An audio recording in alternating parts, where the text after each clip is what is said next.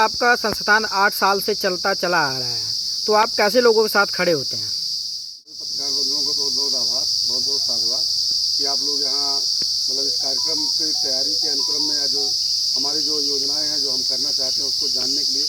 और जान करके उसको पूरे देश प्रदेश में पूरे सबको जो है पहुँचाने का काम करेंगे। इसके लिए आप सबको बहुत बहुत साधुवाद।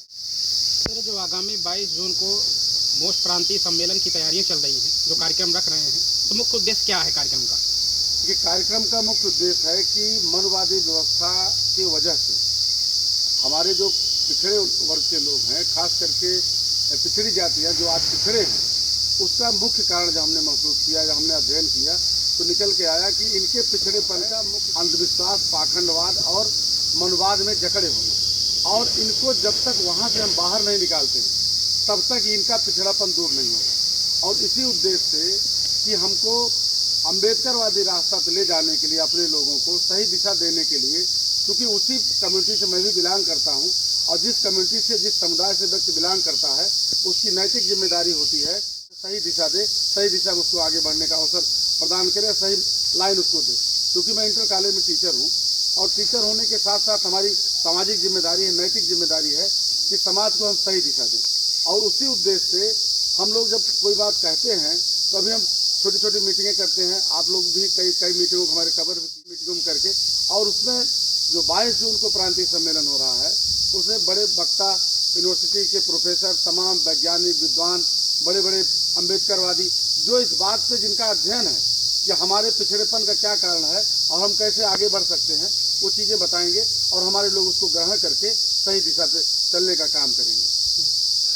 आज का जो उद्देश्य रहा मेन प्रेस वार्ता का, आप समाज में क्या पहुंचाना चाहते हैं अपनी आवाज़? हम एक बताना चाहते हैं समाज को, आप लोगों के माध्यम से, कि जो 22 जून का प्रांतीय सम्मेलन हो रहा है इसमें वो लोग आएँ और हम क्या देना चाहते हैं, क्या बताना चाहते हैं। हमारे लोगों ने जिसने जो बता दिया, यहाँ चले जाओ, वहाँ चले जाओ, वहाँ देवस्थान चले जाओ, वहाँ मठ पे चले जाओ, तो वहाँ जो है तीर्थ चले जाओ, व्रत करने चले जाओ, तमाम जिन लोगों ने जो बताया हमारे लोगों ने वो किया अपने को बेहतर करने के लिए। तो हम आप लोगों के माध्यम से बताना चाहते हैं कि हम उनके बेहतर के लिए ये करना चाहते हैं, क्या क्या हमारा उद्देश्य है कि वो सही दिशा, उनको बच्चे इनके पढ़ाई में एकदम सबसे निचले पायदान पे हैं और उन सब का कारण जो है, मतलब सबसे बड़ा कारण जो है अंधविश्वास, भाग्यवाद और मनवादी व्यवस्था में जकड़े होना। हमारे बच्चे जो है भाग्यवादी होने के नाते वो संघर्ष करते ही नहीं, उनको शुरुआत में ही बता दिया जाता है भाग्य में होगा तो आप विद्या आएगी, भाग्य में होगा तो नौकरी मिलेगी, भाग्य में होगा शादी होगी। भाग के चक्कर में हम अपने बच्चों के संघर्ष को, बल को जीरो कर देते हैं और बाद में हम लोग शिकायत करते हैं कि भाई हमारा बच्चा पढ़ने में कमज़ोर है, जबकि बच्चा पढ़ने में कमज़ोर इसलिए है कि उसको आपने भाग्यवादी बनाया। तो दोषी तो हम हमारे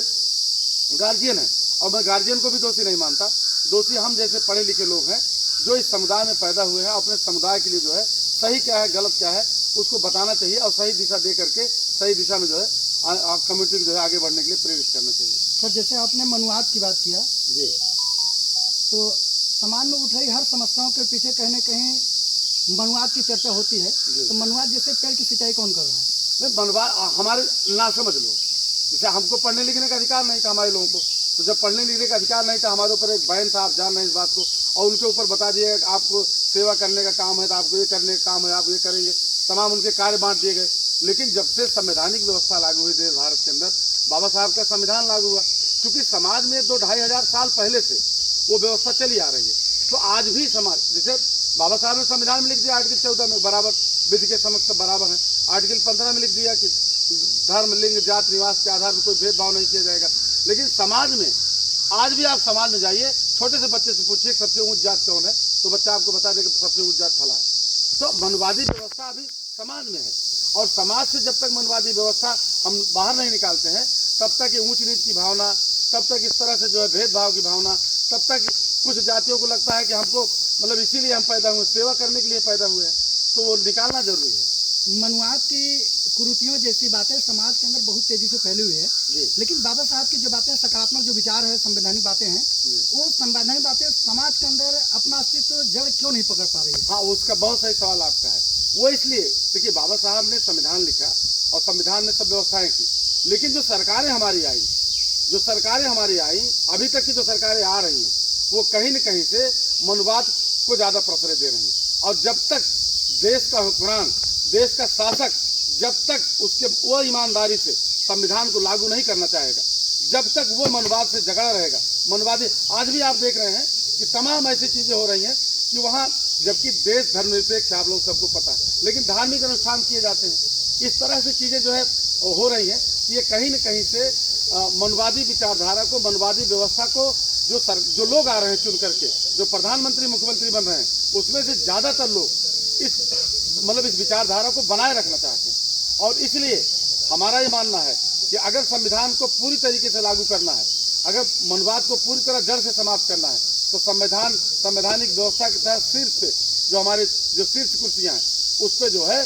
किसी अम्बेडकरवादी विचारधारा के जो लागू करने की इच्छा शक्ति रखता हूँ। तमाम लोग, हमने देखा है, तमाम लोग पद पा जाते हैं, प्रधान बन गए, बीडीसी बन गए, विधायक बन गए, लेकिन समाज में उनकी हिम्मत नहीं, पद तो पा गए लेकिन वो पावर का प्रयोग नहीं कर पाते। उनके पावर का प्रयोग कोई और करता है। संवैधानिक व्यवस्था में प्रधान बन गए हो, लेकिन उनकी मोहर कहीं और रहती है। विधायक बन गए, सांसद बन गए, लेकिन निधि का उपयोग उनके कोई और कर रहा है। सरकारी तख्तोताज पर मनवाद राज कर रहा है कहने के अनुसार। जी बिल्कुल। तो इस मनवाद रूपी जड़ को या इस समस्या को समाधान करने के लिए आप क्या कर रहे हैं?